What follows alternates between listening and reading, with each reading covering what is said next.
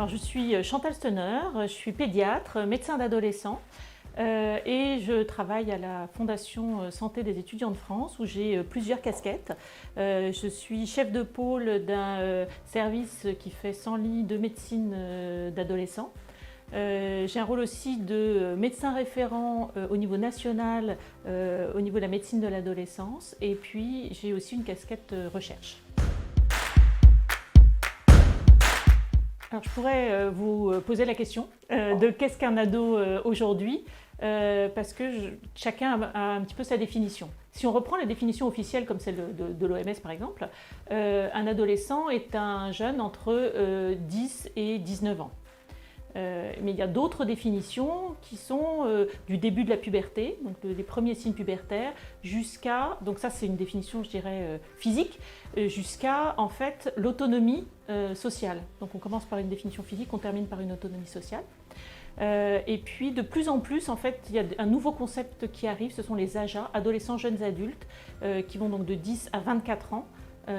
Pour déplacer un petit peu la fin de l'adolescence qui était bloquée à 19 ans, parce que dans les pays développés, on n'est pas en fait réellement complètement adulte à 19 ans. Donc cette période d'adolescence dure plus ou moins longtemps suivant les sociétés. Dans nos sociétés industrialisées, ça dure plus de 10 ans en général.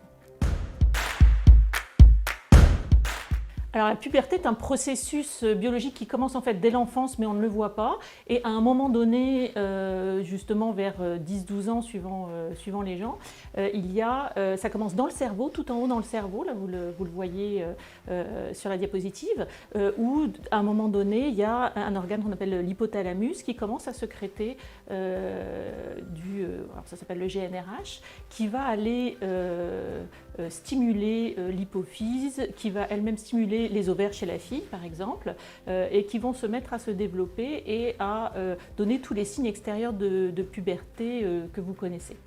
Donc il y a un déroulement comme ça extrêmement orchestré de la puberté chez la fille comme chez le garçon, avec une évolution qui est un petit peu différente, et en particulier, par exemple, la croissance est plus précoce chez la fille que chez le garçon. Donc déjà, elle commence sa puberté un peu plus tôt, vers 8 ans en général, entre 8 et 10 ans, mais en plus, elle grandit en début de puberté, alors que les garçons commencent leur puberté plus tard et grandissent en fin de puberté.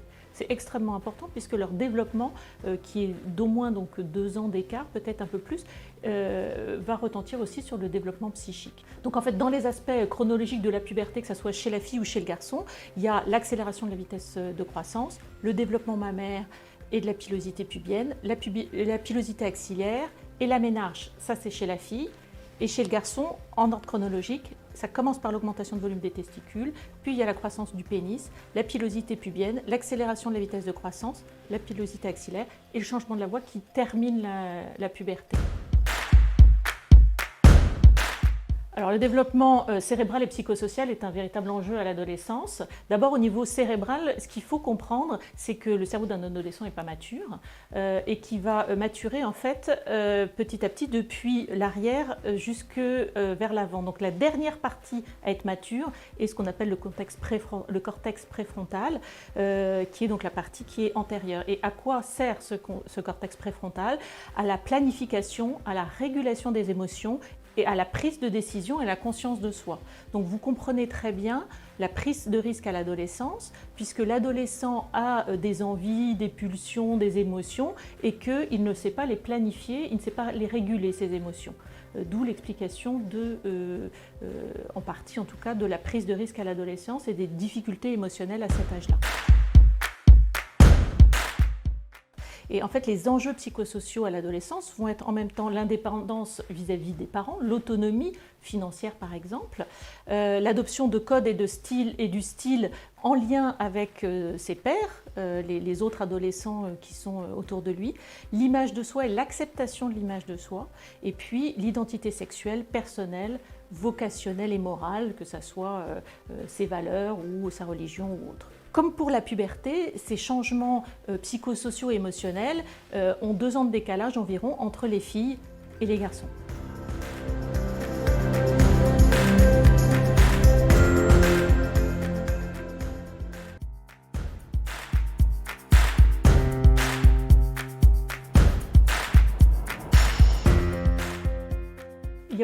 retentissement sur la vie d'un adolescent malade chronique et sur son entourage.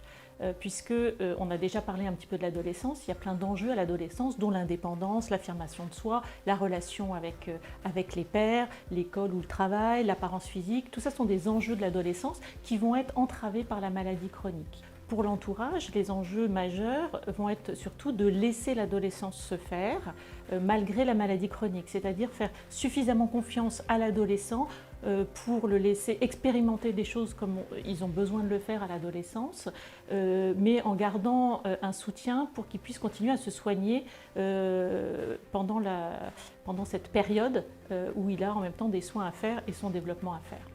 Une petite histoire à vous raconter pour essayer d'exprimer cette relation justement parents-adolescents et maladie chronique. C'est l'histoire de Marie qui a 13 ans et qui est diabétique.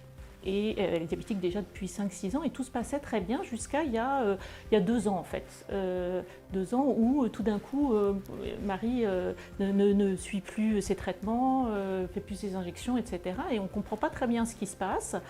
Et on finit en fait par comprendre que sa grand-mère lui avait dit que le jour où elle aurait ses règles, elle aurait plus son diabète. Or, elle a eu ses règles, elle a toujours son diabète, et donc elle se pose la question pourquoi c'est vrai pour tout le monde et pourquoi pour moi c'est pas vrai. Qu'est-ce que j'ai fait de mal pour que cette maladie persiste alors que chez les autres elle guérit?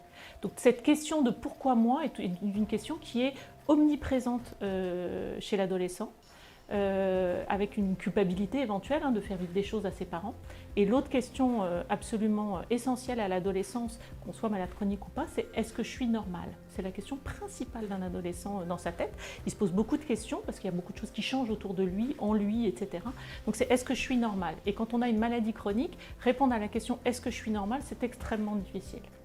Donc ça va être un des enjeux majeurs du développement adolescent avec une maladie chronique. Donc, je vais vous donner un exemple de pathologie avec retentissement majeur sur le développement de l'adolescent, une pathologie qui est extrêmement courante, qui est l'obésité. Un adolescent, un jeune enfant puis adolescent qui est obèse va d'abord avoir une croissance beaucoup plus précoce qu'un adolescent qui n'a pas d'obésité. Donc il va être plus grand que tout le monde, avant tout le monde, donc il va être différent, en plus il est plus gros, et donc ça va être un facteur péjoratif d'intégration dans le groupe des pairs puisqu'il est vraiment très très différent des autres. Il va avoir aussi une avance au niveau de sa puberté. Donc c'est pareil, donc chez les filles, elles vont avoir des seins qui vont pousser beaucoup plus tôt. Et ça aussi, ça va être source de moquerie, de harcèlement. Et donc ils vont être mis en difficulté à l'école. Et donc toute la relation aux autres qui est extrêmement importante à l'adolescence, puisque c'est ça qui leur permet de se développer, de s'intégrer, de créer leur personnalité, est complètement perturbée par cette pathologie chronique qu'est l'obésité. Il va y avoir aussi beaucoup de questions sur la normalité, puisqu'on va éventuellement les empêcher de faire de l'éducation physique tout en leur demandant de faire du sport. Ils ne vont pas vouloir aller à la piscine, etc. Donc ils se mettent en marge de leur groupe de pairs et c'est un retentissement absolument majeur sur le développement psychosocial. On connaît par ailleurs bien les difficultés plus physiques et physiologiques entraînées par l'obésité, mais sur le développement psychosocial, c'est quelque chose auquel on ne pense pas forcément.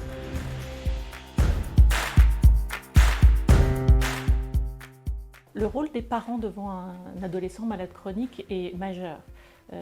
Cet adolescent donc, qui se pose la question « suis-je normal ?», qui se pose la question « pourquoi moi ?», il va falloir l'aider à répondre à ces questions, même si justement la réponse n'est pas facile, pas évidente, mais l'aider à répondre à ces questions, le soutenir dans la prise de ses traitements, mais le laisser se développer, le laisser aller voir ses amis, le laisser faire la fête, le laisser tester l'alcool, éventuellement tester la cigarette, etc. Même si, en tant que parent, on a extrêmement peur que la maladie s'aggrave. Donc il faut trouver la bonne balance entre la peur de l'aggravation de la maladie, mais l'indispensable développement de cet adolescent qui, si on ne le laisse pas faire toutes ces expérimentations, va jamais devenir adolescent, jamais devenir adulte, et son développement est complètement entravé. Donc c'est quelque chose d'extrêmement difficile. D'autant plus difficile si la maladie, je dirais, est ancienne et que en fait, toute la sphère familiale s'est construite autour de cet adolescent malade chronique qu'on aidait à prendre ses traitements, à suivre je sais pas quoi, ses recommandations, etc. Et que là, le fait qu'il prenne son indépendance va faire que les parents vont se sentir de moins en moins utiles. Il va falloir donc restructurer toute la sphère familiale. Tout ça sans que l'adolescent se sente culpabilisé, soit de faire vivre des choses difficiles à ses parents, soit justement de les laisser se sentir inutiles.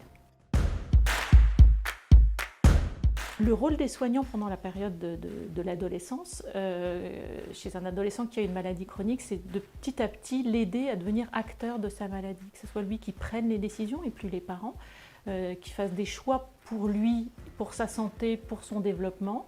Et donc de changer complètement le regard que le soignant a sur l'enfant qui devient adolescent puis qui devient adulte pour le positionner au centre de la relation thérapeutique en petit à petit mettant de côté les parents. Ils sont toujours là, ils sont toujours présents, mais petit à petit on se recentre vers l'adolescent et on l'aide à comprendre les enjeux et à lui faire prendre conscience de l'importance de la prise de traitement, du suivi des thérapeutiques, etc., pour lui, pour son développement, en fonction de ses choix à lui. Alors, le rôle des acteurs scolaires en présence d'un adolescent malade chronique est aussi extrêmement important. Il faut absolument que le jeune atteint d'une maladie chronique puisse se sentir comme les autres. On a parlé qu'une des questions importantes, c'est suis-je normal ? C'est pouvoir lui faire comprendre qu'il est normal, comme tout le monde, c'est-à-dire normal mais en même temps différent. Pouvoir l'aider à suivre sa scolarité comme tout le monde, avec ses capacités mais aussi ses déficiences, avec sa fatigabilité éventuelle, ses absences pour les différents soins médicaux, de pouvoir l'accompagner là-dedans mais en même temps lui mettant un cadre qui est extrêmement important parce qu'on ne peut pas le laisser tout faire parce qu'il est malade, sinon il n'arrive pas à se développer. L'adolescent a besoin d'un cadre bien précis pour pouvoir se développer. Si ce cadre n'est pas mis, l'adolescent est en insécurité. Donc il faut en même temps les encadrer, les aider, etc., mais leur donner un cadre rigide où ils doivent se cogner à ce cadre pour pouvoir comprendre quelles sont les limites et pouvoir continuer leur développement et avoir les bonnes bases. Si on veut parler du poids de la maladie chronique sur le développement de l'adolescent, il faut déjà parler de comment un enfant vit sa maladie chronique. En fait, l'enfant qui a une maladie chronique, il y a un renforcement des liens entre l'enfant et ses parents, avec une dépendance aux parents qui est plus importante, mais ça ne dérange pas l'enfant qui a besoin en fait, de ce lien privilégié. Donc, l'enfant a plutôt un développement assez bon avec une maladie chronique. Il va s'épanouir là-dedans.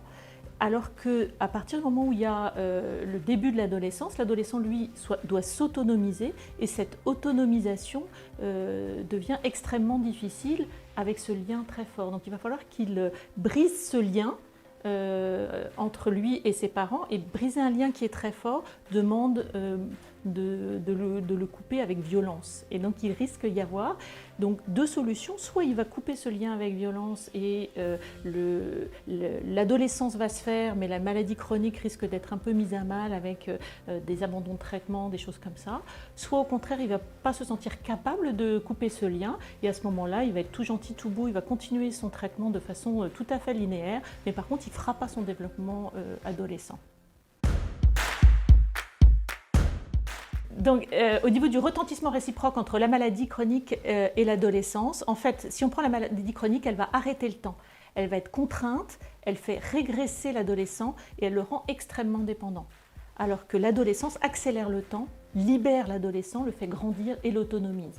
Et donc ces deux entités vont être contraires et rendre difficile une adolescence qui se passe tranquillement.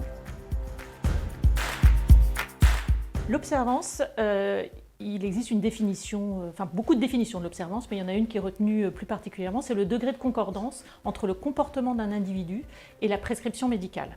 l'observance est très étudiée et on sait très bien que les gens ne sont pas observants de leur traitement. C'est-à-dire qu'ils en observent une partie.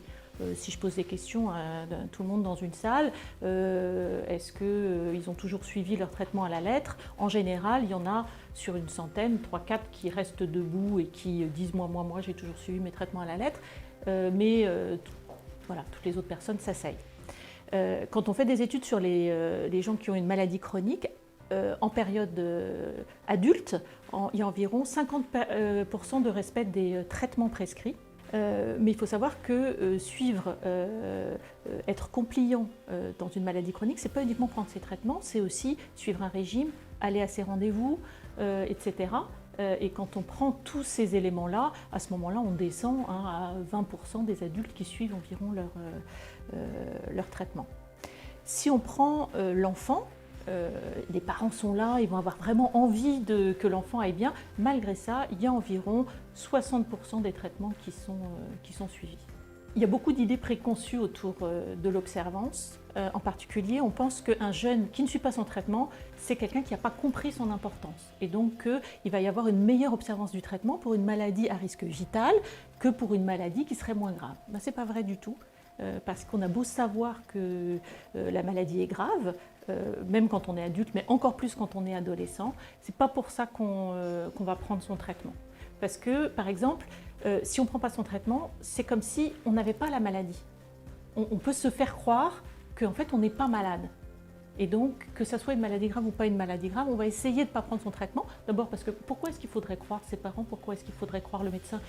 Ils peuvent se tromper. Et en plus, en tant qu'adolescent, je suis non mortelle, en tout cas. J'ai une espèce de carapace qui me protège et je vais pouvoir suivre mon chemin même sans prendre mon traitement.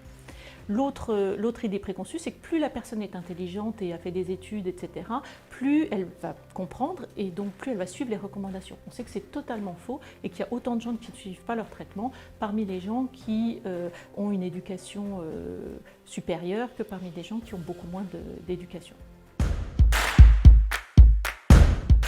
Les équipes soignantes vont avoir un rôle primordial. Il faut savoir qu'à l'adolescence, quasiment toutes les maladies chroniques sont prises en charge à l'hôpital. Il y a très peu d'adolescents qui sont suivis en ville. Et l'hôpital, c'est une grosse machine. Mais pour prendre en charge un adolescent qui a une maladie chronique, il faut au contraire singulariser la prise en charge. Il faut prendre contact avec lui, il faut connaître sa vie, lui redonner confiance en l'adulte qui a parfois été, de son point de vue à lui, maltraitant parce qu'il lui a fait mal, il lui a fait des piqûres, il l'a obligé à faire des tests ou à pas prendre, à pas, je sais pas moi, aller au McDo ou n'importe quoi. Donc il faut lui redonner confiance en l'adulte et lui donner confiance dans le fait que c'est lui qui va être l'interlocuteur privilégié à partir de maintenant, l'aider à connaître les enjeux de sa maladie et de ses traitements. Et surtout l'aider à intégrer le fait qu'il va être un adulte malade chronique et qu'il peut être un adulte qui fait plein de choses et que ça doit faire partie de lui, de son développement, de sa personnalité. Et pour ça, il faut aussi donc l'aider à favoriser son autonomie et l'insertion dans un milieu standard et non un milieu protégé que pourraient construire autour de lui des gens très bienveillants mais qui auraient peur pour sa santé. La non-observance à l'adolescence est un enjeu majeur et c'est très très difficile de travailler avec puisqu'il faut être toujours entre, je dirais, autorisation et contrainte. Il y a des choses qu'on ne peut absolument pas laisser passer, puis il y a des choses qui, si en tant que soignant on le réfléchit bien, on peut être un petit peu plus tolérant. Donc cette discussion avec le jeune qui est en face de nous est extrêmement importante pour qu'il comprenne bien déjà qu'on essaye vraiment de prendre soin de lui dans sa globalité et pas uniquement de sa maladie, et qu'on l'écoute dans ses contraintes quotidiennes, par exemple le nombre de prises, par exemple la galénique des médicaments. Il y en a qui n'arrivent pas à avaler des comprimés, mais on peut très longtemps continuer avec des sirops, même si ça fait des grosses quantités. On peut aussi arranger un certain nombre de choses, puis il y a des traitements qui doivent être pris en dehors des repas, pendant les repas. Tout ça, ça se discute. S'ils ne veulent pas que la maladie soit vue, on peut aussi voir comment est-ce qu'il peut sortir discrètement, aller à l'infirmerie pour faire sa piqûre, plutôt que de la faire devant tout le monde. Enfin, il y a beaucoup de choses qui sont négociables pour essayer de rendre pour cet adolescent-là la maladie plus supportable. Il faut savoir que chaque adolescent va avoir un avis différent sur qu'est-ce qui est le plus supportable ou qu'est-ce qui est vraiment intolérable dans la maladie qui le concerne. Donc c'est vraiment de rendre le soin particulier pour cet adolescent-là, plutôt que de généraliser en disant il y a besoin de tel traitement qui se donne X fois par jour et pendant tant de temps.